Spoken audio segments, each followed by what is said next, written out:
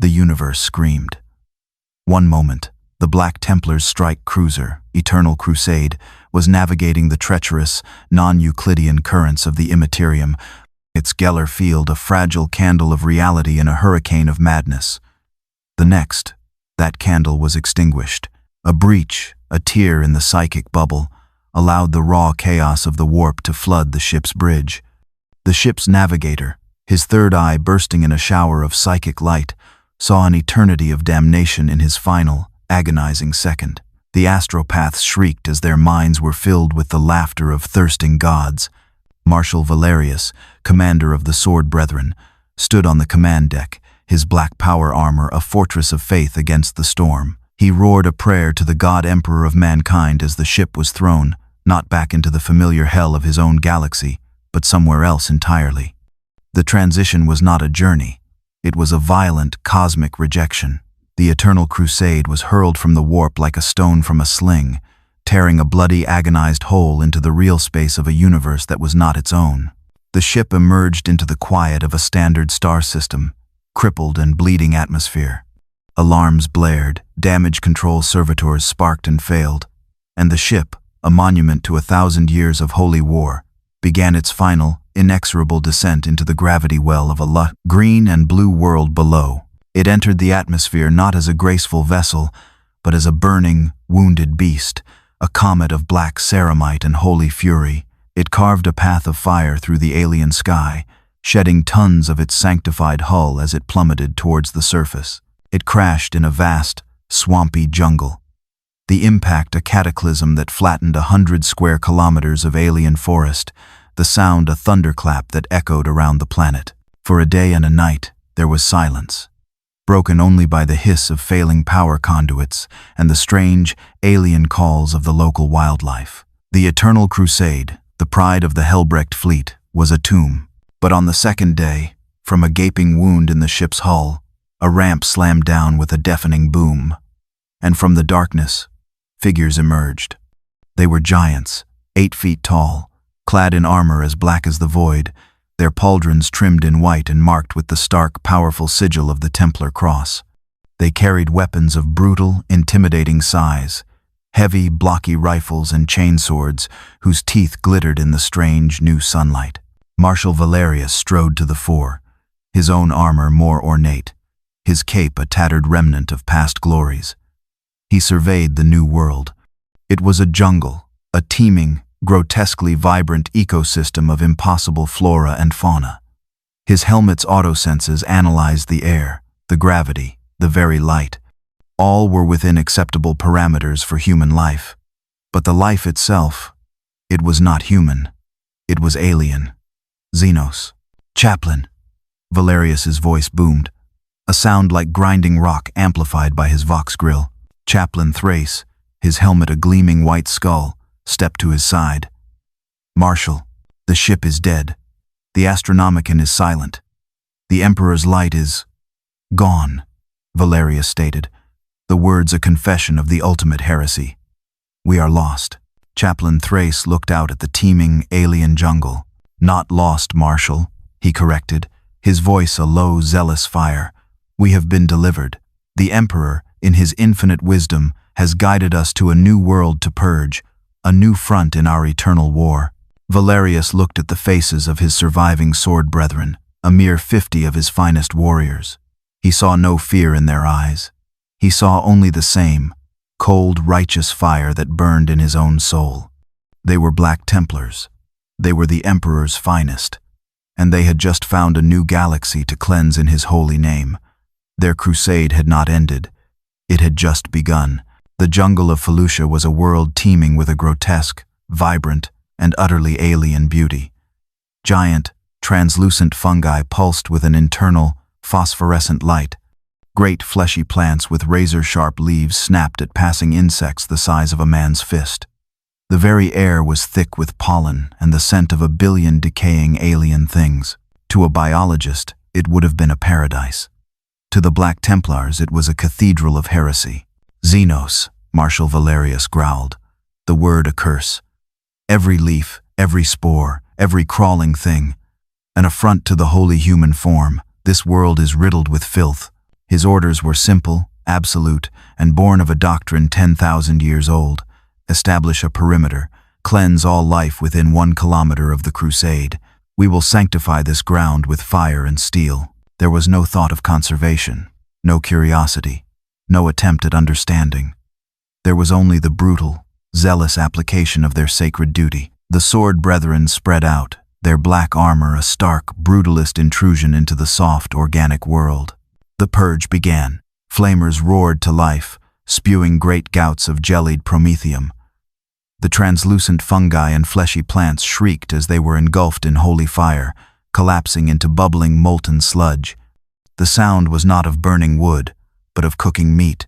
Bolters thundered, the sound a percussive, explosive roar that sent the local wildlife fleeing in terror.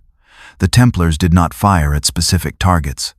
They fired into the teeming undergrowth, their mass-reactive shells detonating with brutal, concussive force, turning swaths of the jungle into shredded, mulched ruin.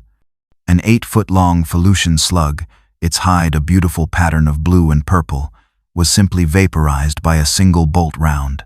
A great, winged predator that dove from the canopy was met by a disciplined volley of fire that tore it apart in midair. They moved with a cold, terrifying efficiency. They were not explorers, they were exterminators. They advanced in a perfect, disciplined line, a moving wall of black ceramite and righteous fury. They were the agents of a distant, silent God, and they were performing a ritual of purification. Chaplain Thrace strode through the burning, smoking jungle, his skull helm a mask of grim satisfaction. He chanted litanies of hatred, his voice a booming counterpoint to the roar of the flamers and the thunder of the bolters. For the mutant, the bolt; for the alien, the flame; for the heretic, the sword. The Emperor protects, but we are the instruments of his wrath. By the time the sun began to set, they were done. A perfect, circular perimeter, 1 kilometer in diameter, had been established around the crashed Eternal Crusade. It was not a clearing, it was a scar. The ground was a blackened, smoking wasteland of ash and melted, alien flora. The air was thick with the stench of burnt Xenos flesh and promethium. At the center of this self-made hell, the Black Templars made their camp. They knelt in the ash, their bolters held across their chests, and they prayed. They prayed to their distant, golden God, thanking him for delivering them to this new front in their eternal war, for giving them this new world to cleanse in his name. They were a small, lost tribe of 50 holy warriors, but they had just declared war on an entire ecosystem, and they had won their first, brutal, and utterly uncompromising victory. The Imperial garrison on Felucia was a punishment posting. It was a small, forgotten outpost on a swampy, insignificant world. Its primary purpose to guard a minor Bacta refining operation and to provide a convenient place for the sector command to dump incompetent officers and troublesome troopers. Commander Vanto, a man whose career had died a slow, bureaucratic death years ago, was in his Spartan office, reviewing shipping manifests, when the alert came. A high-yield energy bloom, followed by a seismic event of significant magnitude. It was not the signature of a pirate raid. It was too big, too violent. Insurrection? His lieutenant asked, his face pale. The local Felucian colonists were a peaceful, if eccentric, group of farmers. The idea of them rising up was almost laughable. Or a meteor strike, Vanto countered, though he didn't believe it. He had a bad feeling, a cold knot of dread in his stomach. He had spent his entire career dealing with predictable, manageable problems. This felt different. The reports that followed were even more bizarre. Thermal imaging showed a massive circular area of the jungle, miles from any settlement, that was burning with an unnatural intensity. The fire was not spreading. It was a perfect, contained circle. "Send a patrol," Vanto commanded, his voice tight. "A full platoon. Probe droids first. I want to know what we're dealing with before we commit." A platoon of Imperial stormtroopers, their white plastoid armor a stark contrast to the green and brown of the jungle, made their way to the coordinates. They moved with the confident, arrogant swagger of the Empire's finest, their E-11 blaster rifles held at a low ready, They were the symbols of imperial power, and they expected this to be a simple matter of intimidating some local troublemakers. The probe droids went in first. Their video feeds were relayed back to the platoon commander's helmet. The image was of a blasted, smoking wasteland, and in the center, standing guard around a massive black crashed ship, were giants. The commander paused, his mind struggling to process the image. They were giants in black ornate armor, carrying weapons that looked like they had been crudely welded together from engine blocks. Unidentified hostiles, the commander reported back to Vanto. Heavy armor. Unknown configuration. They appear to be praying? Before Vanto could issue a reply, the video feeds from the probe droids went dead, each one ending in a burst of static and the sound of an explosive impact. The stormtrooper commander gave his orders. Fan out. Standard engagement pattern. We will take them by surprise. For the Empire, the platoon of stormtroopers, 50 strong, advanced on the perimeter. They crept through the last of the living jungle, their white armor making them painfully conspicuous against the dark ash. Marshal Valerius had detected them the moment their probe droids had entered his perimeter. His armor's auto-senses had flagged them as non-hostile life forms of a human configuration. But their armor, their weapons, their disciplined military movement. It was a paradox. Brother Sergeant, Valerius voxed to one of his men. We have contact. Human. Military configuration. But their markings are unknown. They do not bear the Aquila. Heretics, Marshal. The sergeant replied, his voice a hopeful growl. Perhaps, Valerius said. Hold your positions. Let them reveal their intent. The stormtrooper commander, believing he had the element of surprise, made the final, fatal mistake. He gave the order. Open fire! A volley of crimson blaster bolts erupted from the jungle's edge, streaking across the ash field towards the kneeling Space Marines. The Black Templars did not even flinch. The blaster bolts, high-energy plasma designed to melt through flesh and standard armor, simply sparked and dissipated harmlessly against their blessed ceramite power armor. It was like throwing stones at a fortress. The Templars slowly, deliberately, rose to their feet. They turned to face the source of the attack, their helmets' red-eye lenses glowing with a new, cold fury. The stormtrooper commander's blood went cold. His best weapons had had no effect. He was looking at 50 walking tanks, and he had just shot at them. Cease fire, he began to stammer into his calm. He never finished the word. Marshal Valerius had identified them. They were human. They were soldiers. And they had fired upon a space marine of the Adeptus Astartes. His judgment was instantaneous, absolute, and utterly without mercy. Heretics, he declared. Purge them all. The stormtrooper's volley lasted precisely 2.3 seconds. It was a disciplined, concentrated fusillade of blaster fire, enough to suppress a small army of rebel soldiers. Against the power armor of the Adeptus Astartes, it was a minor, almost insulting, inconvenience. The crimson bolts of plasma flared and died against the black ceramite, leaving behind nothing but faint, shimmering scorch marks. The Black Templars stood, a silent, unmoving wall of black iron, and took the fire. They did not even raise their weapons. They simply let the heretics waste their ammunition, a silent, contemptuous statement of their own invulnerability. A terrible silence fell as the stormtroopers ceased their fire, their minds struggling to comprehend what they were seeing. They had been trained to believe that their armor was a symbol of power, their blasters the bringers of imperial order. They had just encountered a power that rendered both irrelevant. They are witches, one of the troopers cried, his military discipline shattering in the face of the impossible. Marshal Valerius raised his hand, a slow, deliberate gesture. Faith is our shield. His voice boomed from his vox grill, a sermon to his own men. Then he lowered his hand. Wrath is our sword. The Black Templars returned fire. The sound was not the clean, sharp pew-pew of blaster rifles. It was a deafening, thunderous, and utterly brutal roar. It was the sound of bolters. Each Astartes bolt gun was a 75 caliber weapon that fired a self-propelled, mass-reactive, armor-piercing explosive shell. It was not a gun. It was a handheld rocket launcher. The first volley struck the stormtrooper line. It was not a battle. It was an execution. The white plastoid armor of the stormtroopers, which could deflect shrapnel and glancing blows, was utterly useless against a bolter round. The shells did not just penetrate, they hit. They bored through the armor, and then they detonated. Stormtroopers did not just die, they exploded. A man would be standing, his blaster raised, and then his chest would simply erupt in a red and white shower of shattered armor, shredded flesh, and vaporized bone.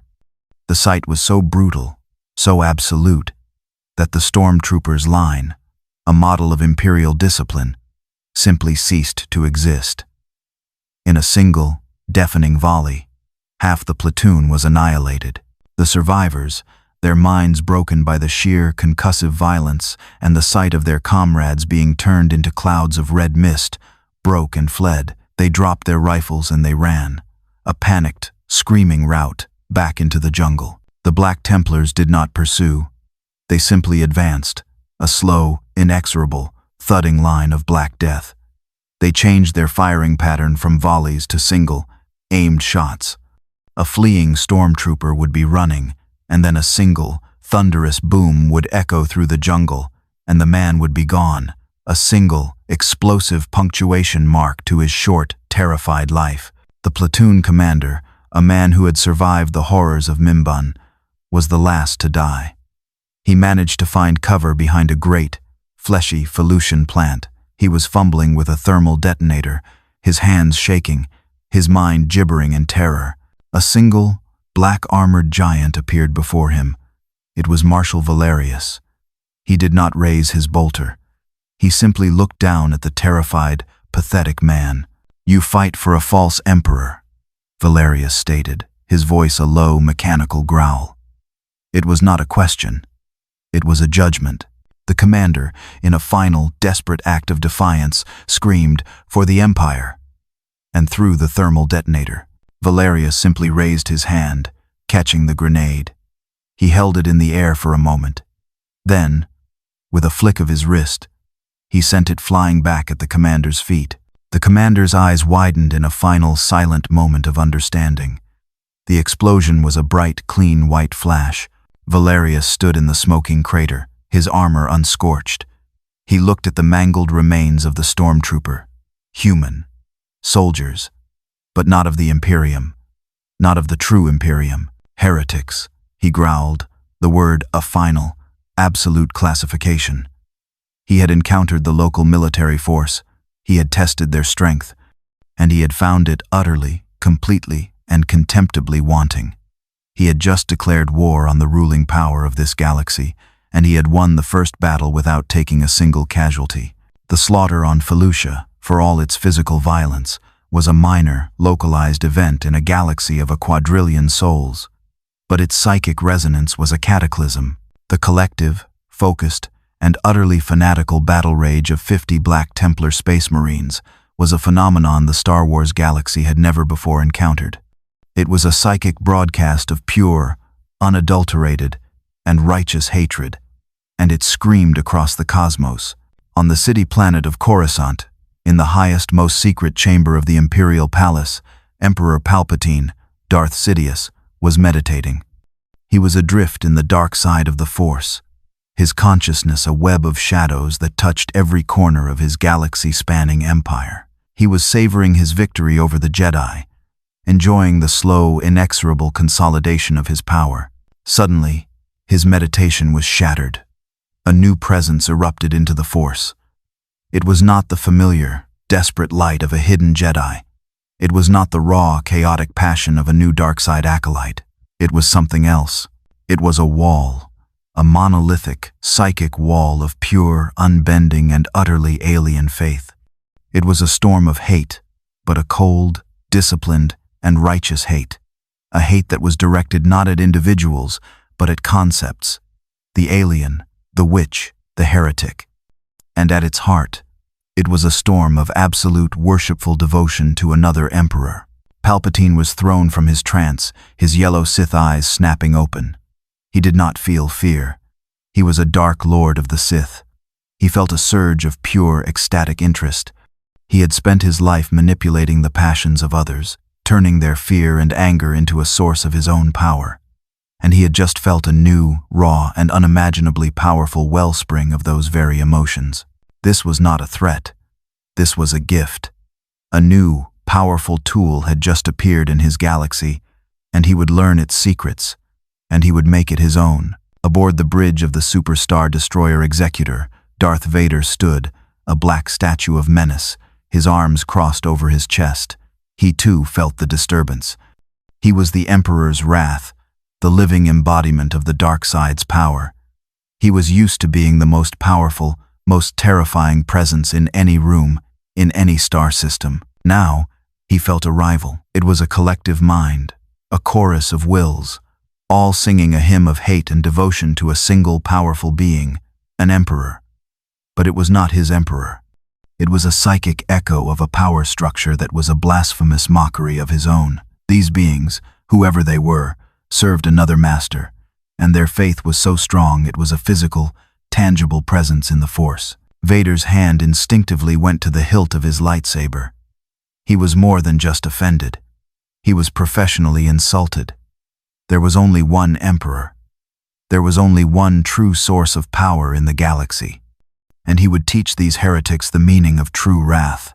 And on the swamp world of Dagobah, a small, green, and ancient Jedi Master was levitating a stack of stones, his mind at peace, at one with the living Force.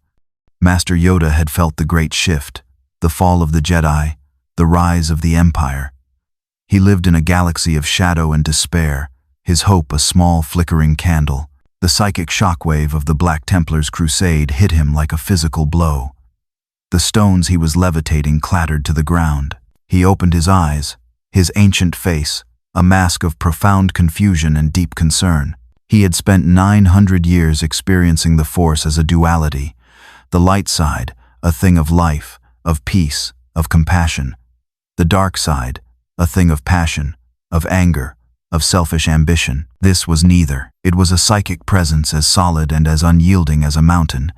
It was a power born of absolute faith, but a faith that was utterly devoid of compassion. It was a force of order, but an order that was built on a foundation of genocide and hatred. It was a light, but a cold, hard, and utterly unforgiving light. A light that sought not to illuminate, but to burn away all that it deemed impure. A new shadow this is, Yoda murmured to himself, his long ears drooping. Neither light nor dark. A stranger. It is. A wall in the Force. The balance, again, it is shaken.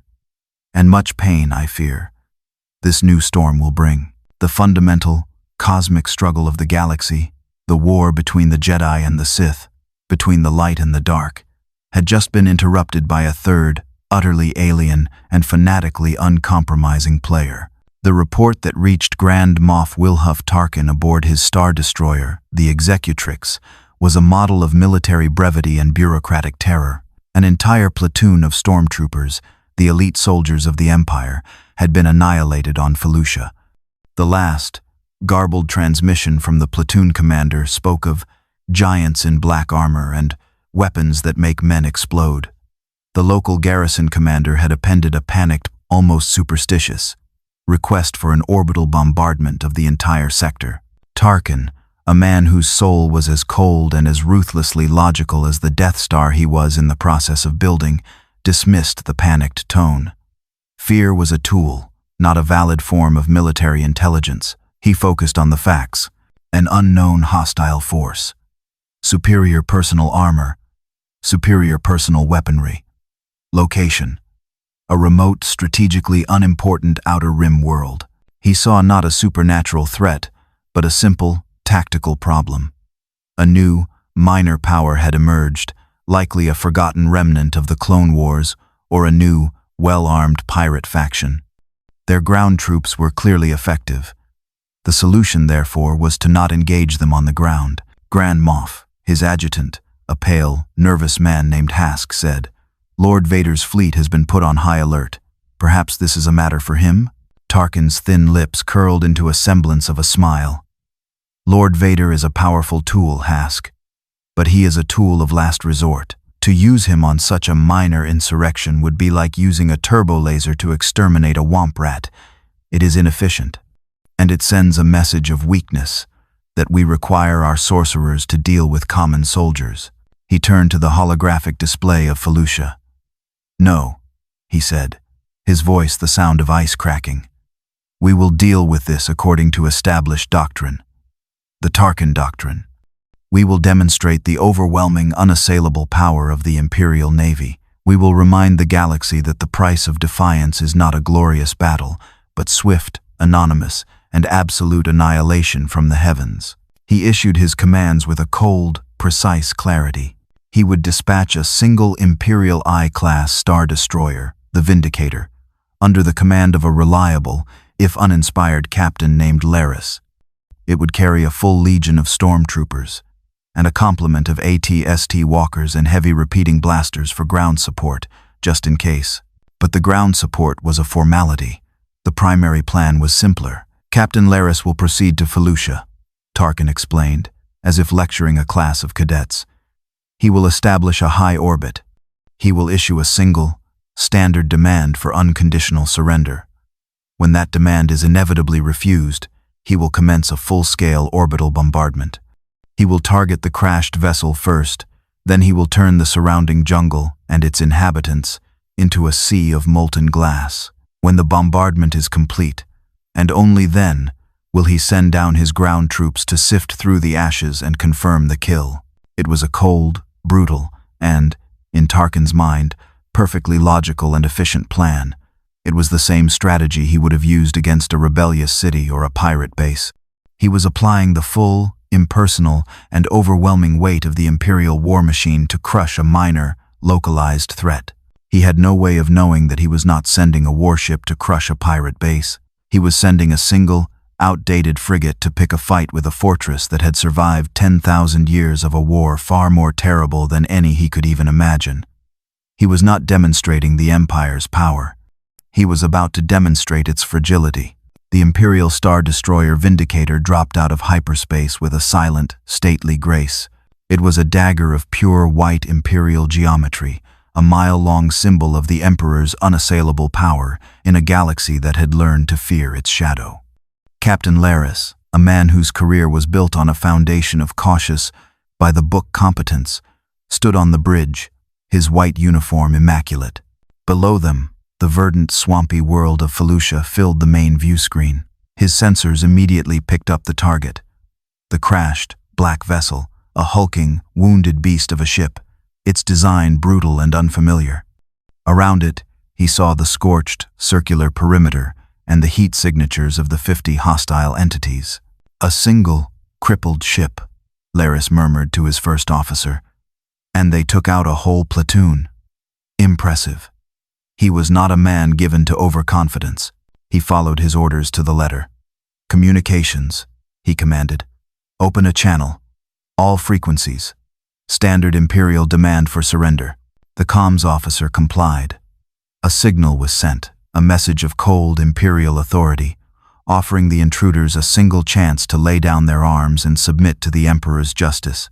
Aboard the ruined bridge of the Eternal Crusade, the incoming hail was met with a surge of zealous, righteous fury. The Black Templars did not recognize the transmission protocols, but they recognized the arrogance. Chaplain Thrace, his skull helm gleaming in the dim light of the emergency power, pushed aside a tech marine who was trying to reroute power to the Voxcaster. "I will answer them, Marshal," he growled, his voice a low, burning fire. "Make it so, Chaplain," Valerius replied, his arms crossed over his chest. "Let these heretics hear the word of the Emperor. The one, true Emperor." Thrace leaned into the Voxcaster, his mind a swirling vortex of holy litanies and pure, unadulterated hatred. He opened the channel. Aboard the Vindicator, the voice that came back was not a surrender. It was not a negotiation. It was a sermon of damnation. It was a voice of gravel and thunder, a sound that seemed to vibrate with a fanaticism so profound it made the bridge crew's teeth ache. And it was speaking a language they did not understand, a harsh, guttural tongue that sounded like a prayer and a curse at the same time. High Gothic. "What is he saying?" Captain Laris demanded, as the ship's translation droids whirred, struggling to find a correlation. Finally, a tinny, synthesized voice began to translate, the words appearing on the main view screen. "Hark, ye servants of the corpse god, ye minions of the false emperor." A wave of confusion washed over the Imperial bridge crew. Corpse god? False emperor? We are the Black Templars, the sword of the Holy Terra.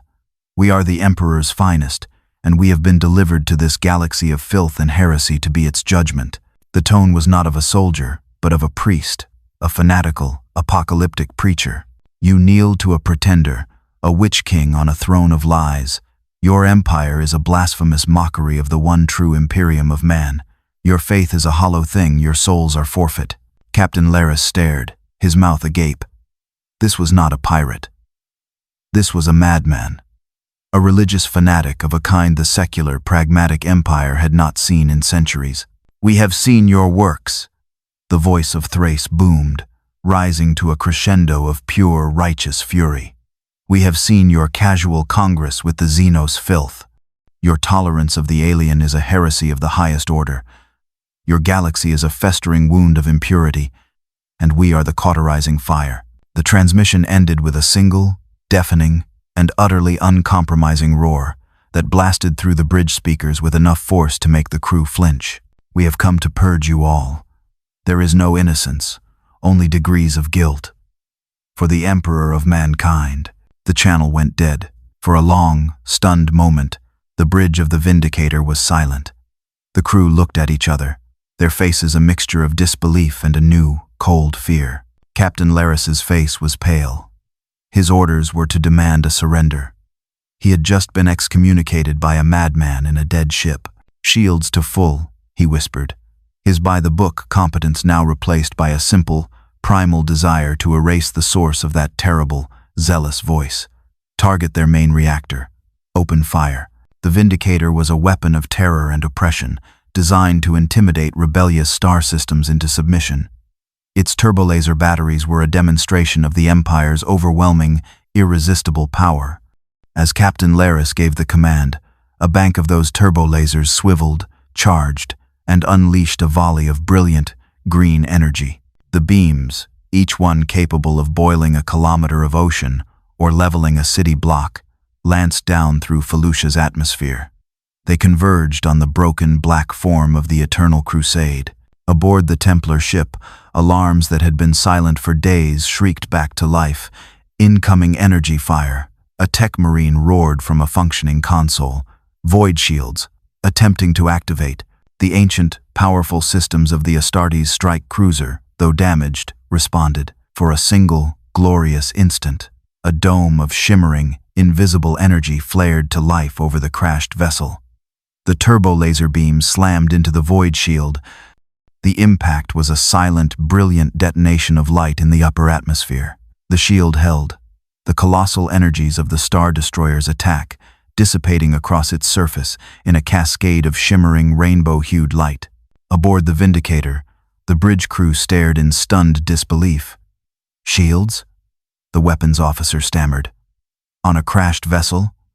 The power readings are impossible." But the shield was failing. It had been activated with the last, dying reserves of the ship's primary reactor.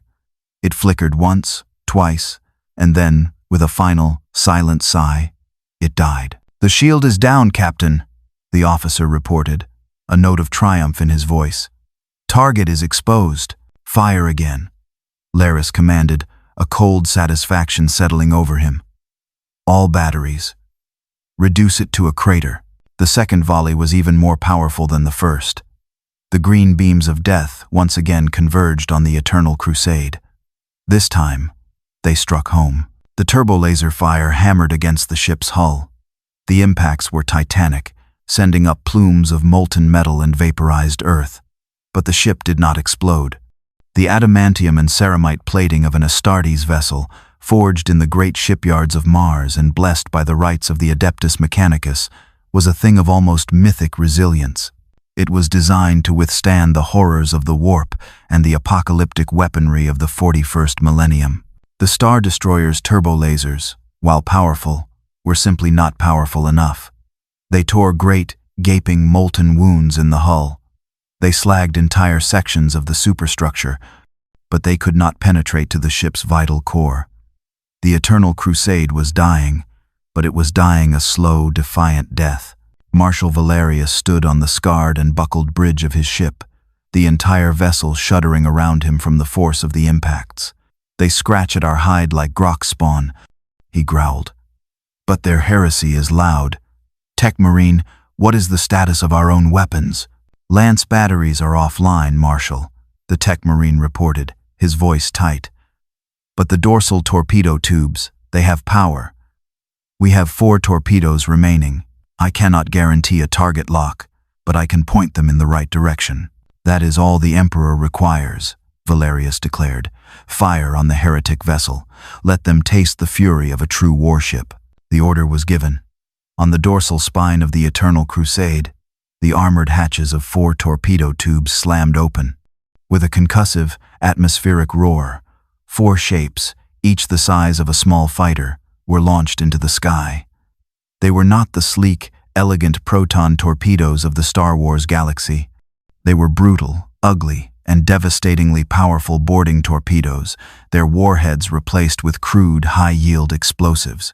Aboard the Vindicator, a new alarm blared.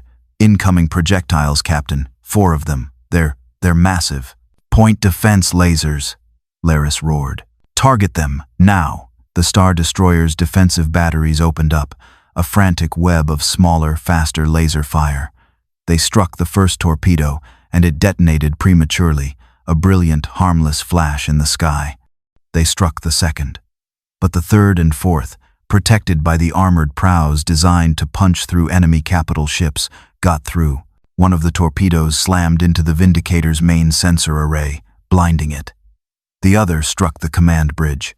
The bridge of the Star Destroyer was protected by powerful deflector shields, but they were designed to stop energy weapons. They were not designed to stop a 10-ton, solid adamantium projectile moving at hypersonic speed. The torpedo punched through the shield as if it were paper. It slammed into the viewport, and the bridge of the Vindicator ceased to exist. It was not a clean explosion. It was a brutal, physical obliteration. The entire command tower was torn apart. Its crew vented into the cold vacuum of space. The Star Destroyer, its brain ripped out, began its slow, inexorable, and final descent. It fell from orbit, a broken, mile-long dagger of a dying empire, trailing fire and debris as it plunged into the thick, swampy atmosphere of Felucia. A new, far greater star was falling on the jungle world. Emperor Palpatine sat on his throne in the darkened heart of Coruscant, a spider at the center of a galactic web. He had seen it all. He had watched through the Force as the Vindicator, a symbol of his own technological terror, was swatted from the sky by a crippled, dying foe.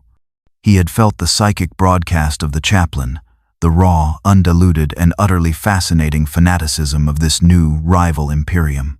Grand Moff Tarkin's conventional, unimaginative approach had failed.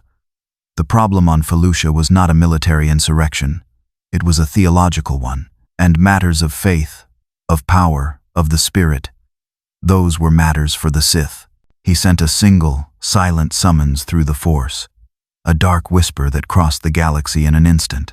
Aboard the Executor, Darth Vader was in his meditation chamber, his helmet off, his scarred, pale flesh exposed to the sterile, recycled air.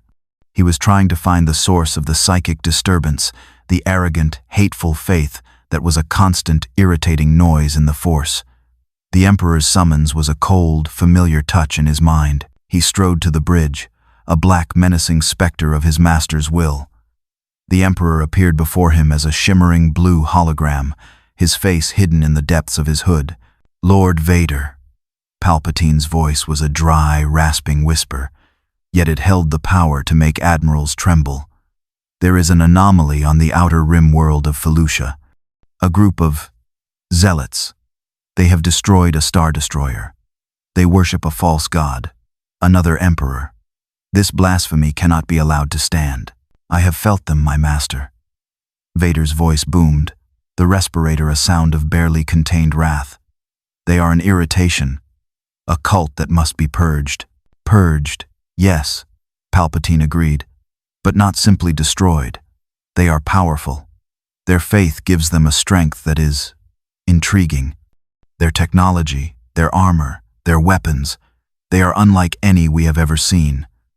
I want them broken, Lord Vader. But I want their secrets. I want their leader brought before me. I want to understand the source of this power, this faith. And then, I will consume it. The order was clear. This was not a simple extermination. This was a mission of acquisition. I will assemble a fleet, Vader stated.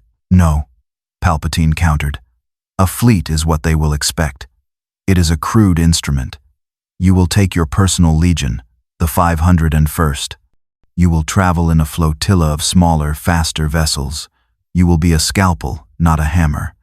You will cut out the heart of this infection. Do not fail me. The hologram vanished, leaving Vader alone on the bridge with his orders. A cold, dark satisfaction settled over him. For weeks, he had felt this psychic intrusion, this rival faith, and it had offended him on a fundamental level. Now, he had been given permission to deal with it personally. He would not just defeat these zealots. He would break them. He would stand before their marshal, and he would show him the true meaning of power. He would show him what it meant to serve a true emperor, a master of the dark side, not some distant, forgotten corpse god. He issued his commands. The 501st Legion, Vader's Fist, the most elite and battle-hardened stormtroopers in the galaxy, were mobilized. A small, fast flotilla of Raider-class corvettes and a single Arquitens-class command cruiser were prepared for launch. Darth Vader, the Dark Lord of the Sith, the Emperor's wrath, was going to war. And his war was a personal one, a crusade of his own against the heretics who had dared to worship a false god. While the great powers of the galaxy mobilized, the Black Templars on Felucia were not idle. They had won a great victory, but to a space marine, victory was not a time for rest. It was a prelude to the next battle. Their ship was a ruin, their communications with the Imperium were severed. They were an island of holy humanity in an ocean of alien filth. Their crusade would continue. Marshal Valerius gathered his sword brethren in the shadow of their downed Star Destroyer. "We have established a beachhead," he boomed. "We have defeated the enemy's orbital assets. Now, we take the war to them. Our Auspex scans show a significant human settlement a day's march from here, a mining city. We will march upon it. We will liberate our lost human brethren from the darkness of their heresy, and we will purge the Xenos that they have so sinfully allowed to live among them." There was no thought of diplomacy. There was no plan for a peaceful integration. Their doctrine was absolute. Any human society that did not worship the God Emperor of mankind was a heretical society. And any human society that coexisted with aliens was a society that had committed the ultimate sin. They marched. 50 black-armored giants, their bolters loaded, their chainswords consecrated, moving through the strange phosphorescent jungle with a grim, righteous purpose. They arrived at the outskirts of the mining city as the twin suns of the system were beginning to set. It was a rough, utilitarian settlement, a collection of prefab structures and refining machinery, but it was alive. The streets were filled with a diverse, chaotic mix of life.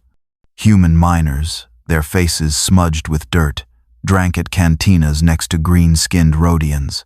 Twi'lek administrators argued over shipping manifests. An Ithorian foreman oversaw a crew of loading droids. It was a typical Outer Rim settlement, a melting pot of species, all bound by the common goal of making a living on the fringes of the galaxy. To the Black Templars, it was a vision of hell, heresy, Chaplain Thrace whispered, his voice a low, venomous hiss. His skull helm surveyed the scene, the casual, easy interaction between human and alien. Abomination. This entire city is tainted. Marshal Valerius did not hesitate. His judgment was as swift and as absolute as a bolter round. "They are all unclean," he declared. "But the humans, they are lost sons of Terra. They can be saved. The Xenos, however, have no souls to save." He raised his fist. "We are the Emperor's fury. We will cleanse this place. Purge the alien, spare the human, but show them the price of their heresy. For the Emperor." With a unified, thunderous roar, the 50 Space Marines charged into the city. The liberation of the Felucian mining city was a brutal, systematic, and horrifyingly one-sided act of genocide. The Black Templars were not a mob. They moved in disciplined, five-man squads, clearing the city street by street. Their orders were simple and terrible. If it was human, they were to ignore it, to simply shove it aside. If it was not human, they were to kill it.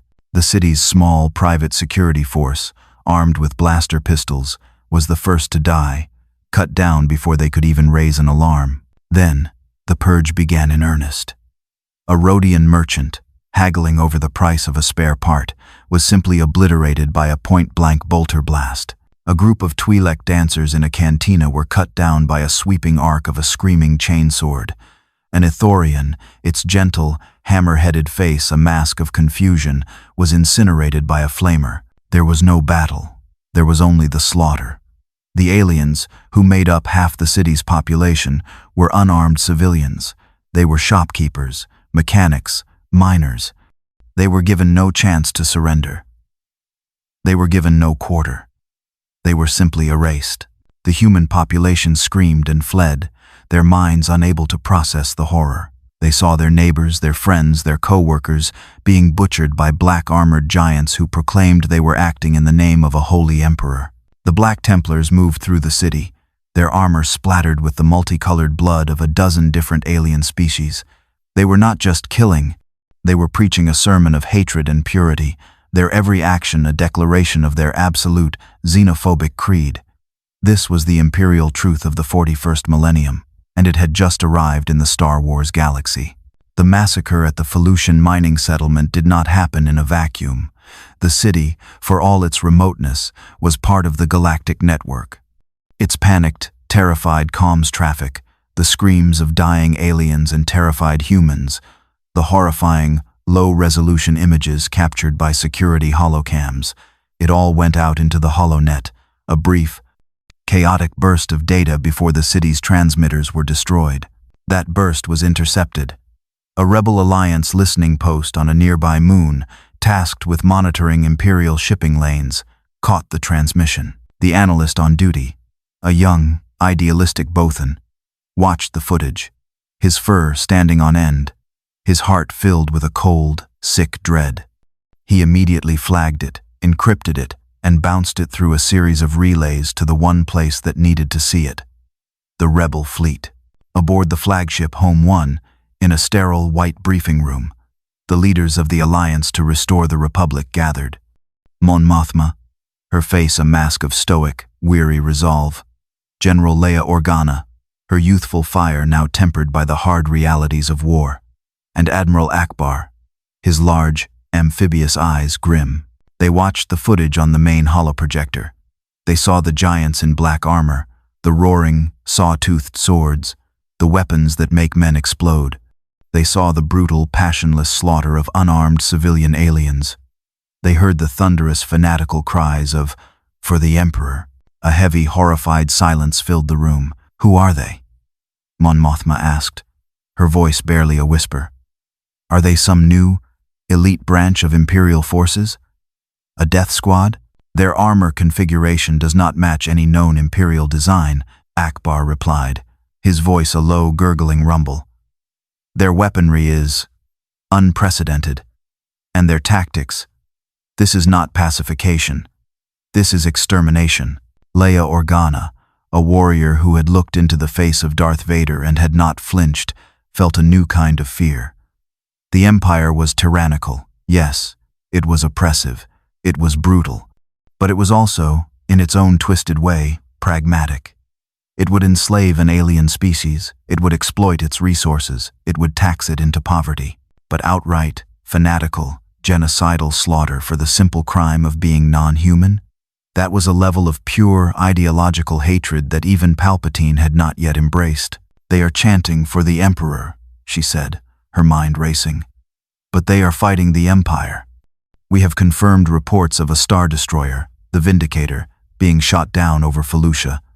These things are a third faction, an unknown power." The initial, fleeting hope that this new force might be a potential ally, an enemy of their enemy, died a swift, brutal death. "They are not our allies," Mon Mothma stated, her voice now filled with a cold, hard certainty.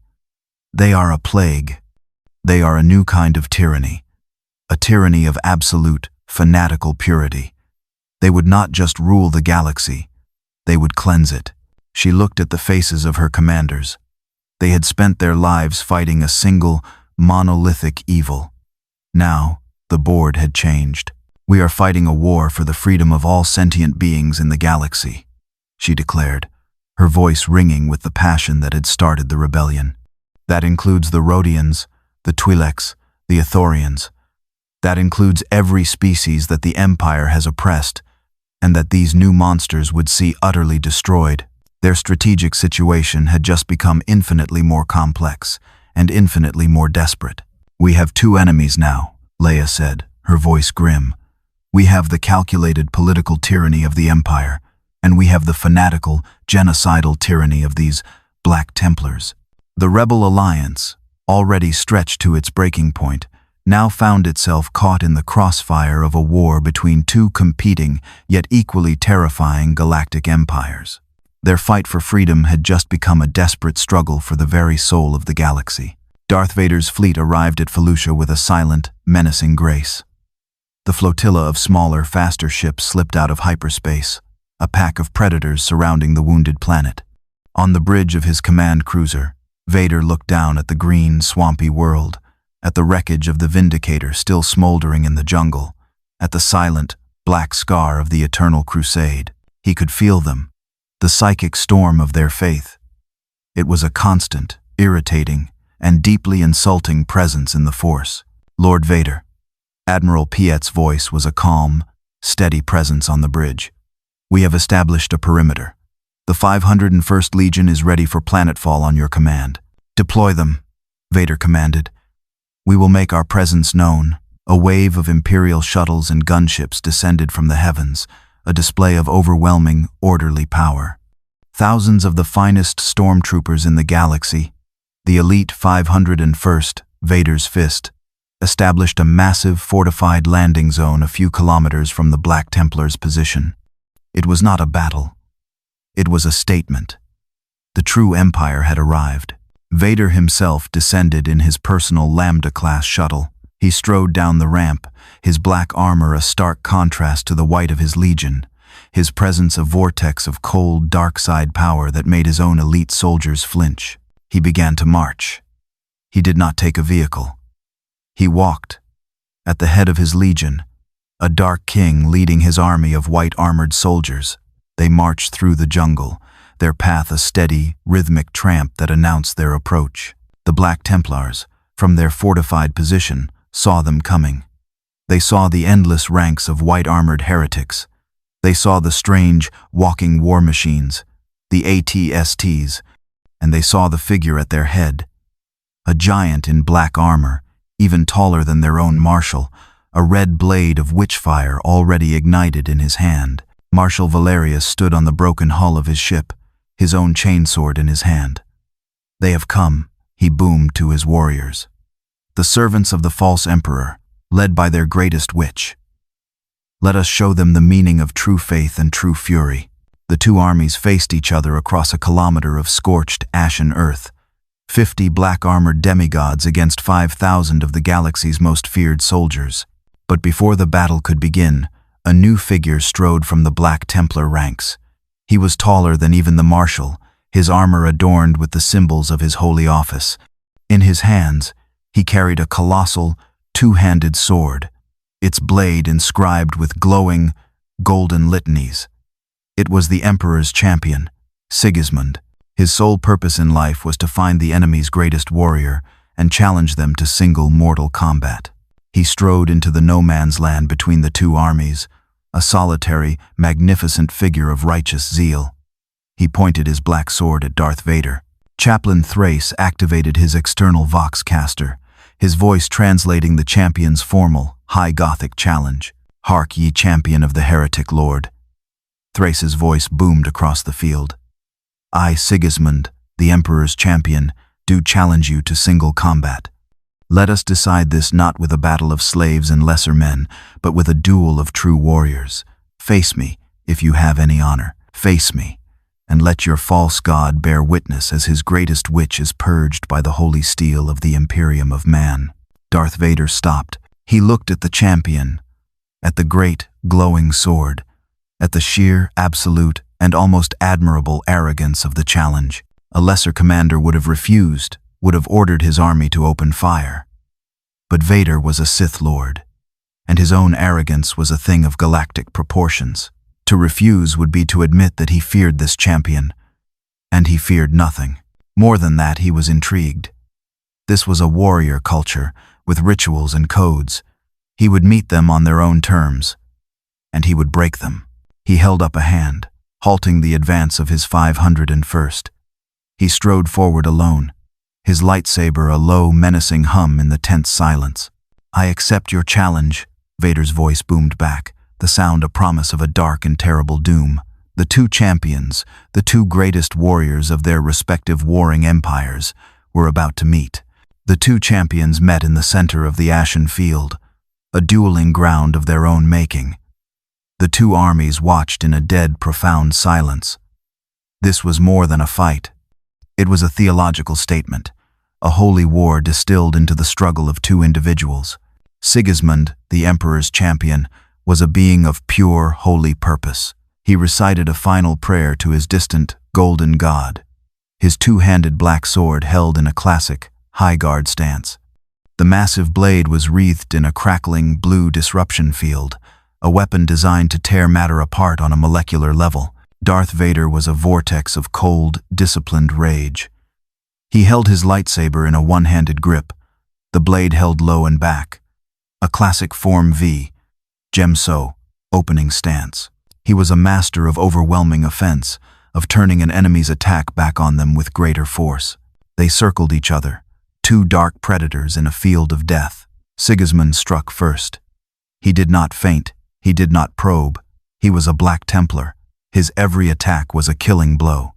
He brought the black sword down in a colossal, two-handed overhead swing, a blow meant to cleave Vader in two from helmet to gorget. The power field around the blade shrieked as it displaced the air. Vader met the blow. He did not block it with a simple parry. He stepped into the attack, his lightsaber rising to meet the black sword at a precise angle. The two weapons clashed. The impact was not a simple clang of steel. It was a sonic and energetic detonation. A brilliant flash of red and blue light erupted at the point of contact, and a shockwave of force blasted outwards, kicking up a cloud of ash and dust. The sound was a deafening, discordant scream of two incompatible technologies warring against each other, the clean, focused hum of the lightsaber against the raw, crackling growl of the power field. The two warriors were locked, blade to blade, their immense strength pitted against each other. Sigismund was physically stronger, a demigod of genetic engineering in the prime of his centuries-long life. He pushed with all his might, trying to overwhelm his opponent with sheer brute force. But Vader's strength was not just his own. It was the strength of the dark side. He held his ground, his feet sinking slightly into the ash, and he pushed back, his single hand holding off the champion's two-handed assault. They broke apart, and the true duel began. It was a battle of two entirely different philosophies of combat. Sigismund was a master of 1,000 years of codified Astartes combat doctrines. He was a whirlwind of precise, powerful, and utterly relentless attacks. He fought like a textbook, every move a perfect example of a named strike or parry. He was a master of the art of war. Vader was a master of the Force. He was a blur of motion, his lightsaber an unpredictable, omnidirectional threat. He used the Force to augment his speed, his agility, his strength. He would leap, spin, and strike from angles that should have been impossible for a being of his size. He was an artist of war. The black sword slammed into the ground where Vader had been a moment before, the impact creating a spiderweb of cracks in the baked earth. Vader was already at Sigismund's side, his lightsaber carving a burning red line across the champion's black ceramite armor. The armor held, but the blow was a jarring, concussive impact. Sigismund roared and spun, his backhand swing a blur of blue energy. Vader ducked under it, his own blade stabbing forward, aimed at the champion's chest. Sigismund parried, the two blades locking once more in a shower of incandescent sparks. The battle was a brutal, grinding stalemate. Sigismund's sheer, relentless offense was met by Vader's perfect, force-augmented defense. Vader's own powerful Gemso counterattacks were parried by the champion's centuries of experience and the sheer physical resilience of his power armor. The ground around them was torn asunder. They were two gods of war, and their duel was reshaping the very landscape. But Vader was beginning to see a flaw, not in the champion's skill, which was near perfect, but in his mind. It was a closed fortress of faith. He fought with courage, with strength, with skill. But he did not fight with cunning. He did not fight with the dirty, dishonorable, and brutally effective tricks of a Sith Lord. Vader knew he could not win a simple battle of blades. The champion was too strong, his armor too resilient. So he would not fight a battle of blades. He would fight a battle of wits. The duel raged on, a storm of red and blue energy, of screaming steel and humming plasma. To the watching armies, it was a battle of demigods, a contest of pure martial supremacy. But in the mind of Darth Vader, it had become a cold, tactical problem. His opponent was a superior physical specimen with superior physical armor. A direct, honorable victory was unlikely. Therefore, honor was no longer a consideration. As their blades locked for the 10th time, their faces inches apart, Vader looked into the red, glowing eye lenses of Sigismund's helmet. "You fight for a corpse," Vader's voice boomed, a low, mocking growl. "You spill your blood for a skeleton on a throne." "Blasphemy," Sigismund roared, the insult giving him a new surge of strength. He shoved Vader back, his black sword swinging in a furious, enraged arc. "I have felt the mind of your god," Vader taunted, easily parrying the furious assault. "It is a hollow, dying thing, a flickering candle in a hurricane. My master's power is a supernova by comparison. You worship a failure. Heresy." The champion screamed, his discipline beginning to fray, his attacks becoming wilder, more predictable. "He lied to you," Vader continued, his voice a calm, poisonous whisper. A classic technique of Dunmuk, the art of psychological warfare. "He promised you a galaxy of mankind, but he has led you only to an eternity of war. You are not his sons. You are his slaves. I am a son of Dorn, a warrior of the Eternal Crusade," Sigismund bellowed, and he committed his full strength to a final, desperate, all-or-nothing charge, his black sword held like a lance. This was the opening Vader had been waiting for. He did not meet the charge with his lightsaber. He met it with the Force. As their blades were about to clash one final time, Vader did something the champion could not possibly have anticipated. He reached out with a precise, surgical tendril of the Force, not at Sigismund, but at Sigismund's own equipment. On the champion's belt were a number of frag grenades, standard-issue Astartes war gear. Vader's telekinetic touch was as fine as a surgeon's scalpel. He did not grab the grenade. He simply and precisely activated the detonator on one of them. It was a heretic's trick, a witch's power, a move of utter, contemptible dishonor in the eyes of a warrior like Sigismund. The frag grenade detonated. The explosion was not a massive, killing blow. Sigismund's power armor, particularly the thick plating on his waist and legs, absorbed the brunt of the shrapnel and the concussive force. But the detonation, happening at point-blank range on his own body, was a catastrophic, jarring shock. The champion's charge was broken. He was thrown off balance, stumbling, his perfect stance shattered, his mind momentarily reeling from the shock and the sheer, dishonorable nature of the attack. It was a split second of weakness. It was all Darth Vader needed. He moved with a speed that was a black blur. He was no longer on the defensive. He was the executioner. His lightsaber, no longer held in a parry, stabbed forward. The crimson blade found the one, small, vulnerable gap that the explosion had created, the point where the champion's gorget met the chest plate, a joint that had been momentarily jarred out of alignment. The lightsaber plunged deep into Sigismund's chest, bypassing the ceramite and finding the flesh and bone and the twin hearts of a space marine within. Sigismund, the Emperor's champion, a warrior who had slain orc warbosses and chaos lords, a hero of 1,000 years, froze. A low, rattling sound, a mixture of surprise and a final gurgling prayer, escaped his vox grill. He fell to his knees, the black sword clattering from his grasp. He looked up at the black, impassive helmet of his killer, and then he collapsed, face first, into the ash. Darth Vader stood over the fallen body of his foe, his lightsaber humming. He had won. He had proven the superiority of the dark side, of the Sith, of his Emperor. He had won through cunning, through tactics, through the use of a power his opponent was too dogmatic to comprehend. But to the 50 Black Templars watching from across the field, he had not won. He had cheated. He had used witchcraft to murder their holy champion. And their grief, their shock, was instantly consumed by a new, singular, and utterly apocalyptic emotion. Rage. The death of the Emperor's champion was not a moment of defeat for the Black Templars. It was a catalyst.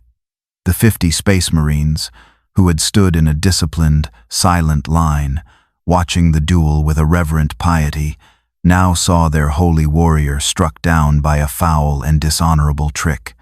Their collective grief was a thing of a moment, a sharp, cold intake of breath. It was immediately followed by a roar. It was not a roar of simple anger.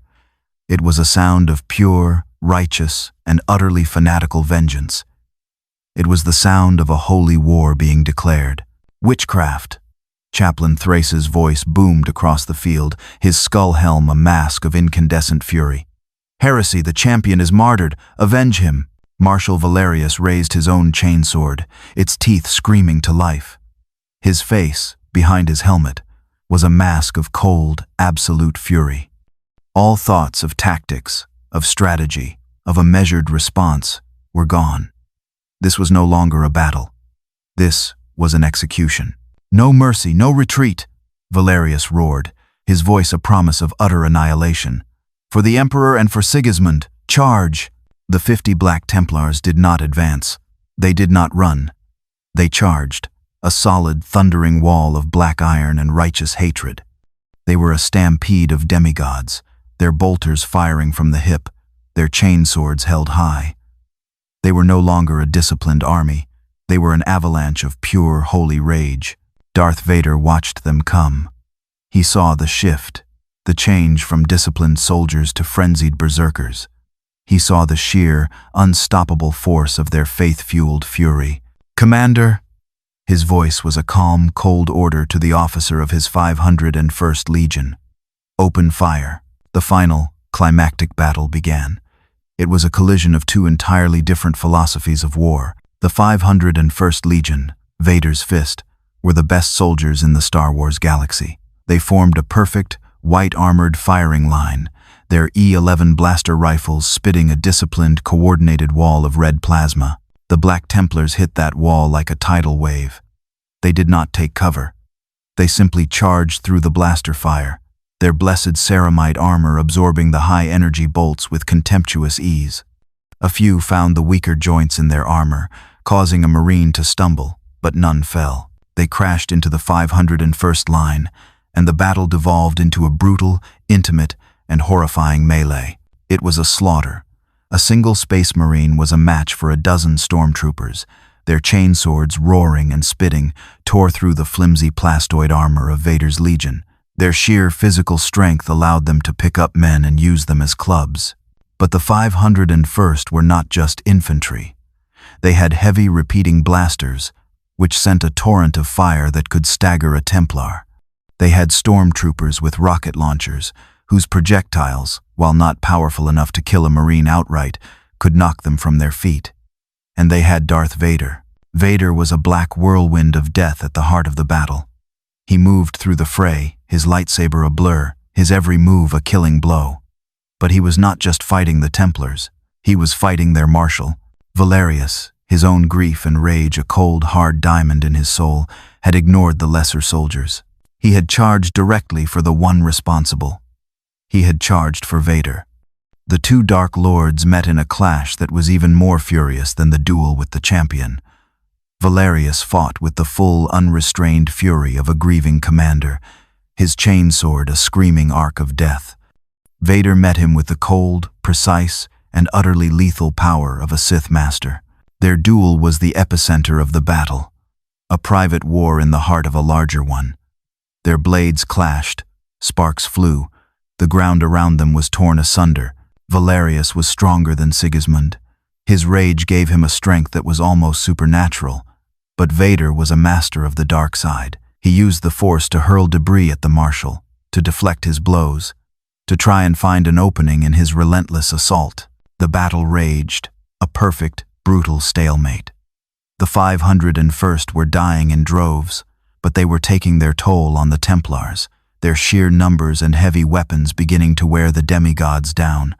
The Templars were an unstoppable force, but they were only 50. The Field of Ash was now a charnel house of white and black armor, of blaster burns and chainsword wounds, and at its heart, the two Emperor's champions were locked in a duel that seemed as if it could last for an eternity, a perfect balance of rage and power. The battle on Felucia was a meat grinder, a microcosm of the fundamental, irreconcilable conflict between two galaxies. The disciplined, disposable numbers of the Empire were being systematically annihilated by the sheer demigod-like power of the Space Marines. The Space Marines, in turn, were being slowly, bloodily, and inevitably worn down by the sheer, unending tide of their enemy. At the heart of the storm, the duel between Darth Vader and Marshal Valerius had reached an apocalyptic crescendo. They were two black holes of will and power, each one trying to consume the other. Vader's lightsaber met Valerius's chainsword, their blades locked, their faces inches apart. They were locked in a contest not just of strength, but of faith, each one pouring the full, fanatical devotion to their respective emperor into the struggle. It was at that moment of perfect, brutal equilibrium that a third power intervened. A high, piercing scream cut through the din of battle, the sound of starfighter engines.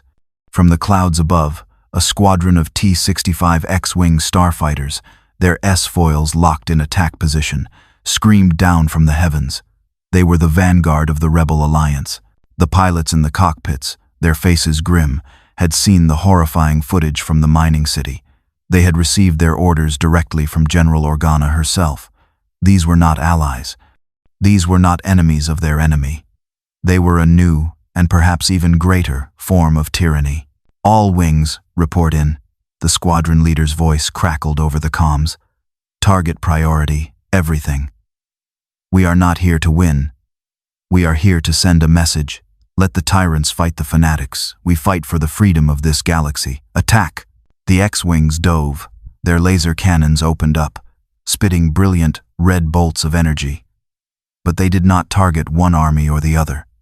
They targeted both. A strafing run scythed through a squad of 501st stormtroopers, their white armor exploding in showers of sparks. The very next run carved a fiery line through a group of Black Templars, their black ceramite armor absorbing the blasts, but the sheer, concentrated firepower staggering them, forcing them to break their charge. A proton torpedo screamed down and detonated directly between the two main armies. The explosion, a brilliant, blossoming flower of fire and shrapnel that threw both stormtroopers and space marines from their feet. Vader and Valerius, their epic duel interrupted by the sudden aerial assault, were forced to break apart. They both looked up at the sky, their individual fury momentarily forgotten and replaced by a shared, profound sense of indignant rage. Who were these gnats? Who were these insignificant insects who dared to interfere in their holy war? "Rebel scum!" Vader roared, his voice a promise of utter annihilation. He reached out with the Force, seizing one of the X-Wings in a telekinetic grip and sending it crashing into the jungle. "Heretics!" Valerius boomed, raising his own long-lost bolter from the ash and firing it at the sky, the explosive shells a futile gesture against the fast-moving fighters. The battlefield, which had been a clear, two-sided conflict, devolved into absolute chaos. The 501st were now taking fire from the Black Templars on the ground and the rebels in the air. The Black Templars were being hammered by stormtroopers and strafed by X-Wings. A hateful, unspoken, and utterly temporary truce was formed in that moment, born not of an agreement, but of a shared, immediate threat. Vader and Valerius both turned their attention from each other and towards the new common enemy. The rebel pilots, their mission accomplished, their message sent, broke off their attack and ascended back into the clouds, leaving behind a scene of utter confusion and multi-sided hatred. The battle between the two empires was over. For now, both sides had taken immense, unacceptable casualties. The Black Templars were reduced to a mere 30 warriors. The 501st had lost hundreds.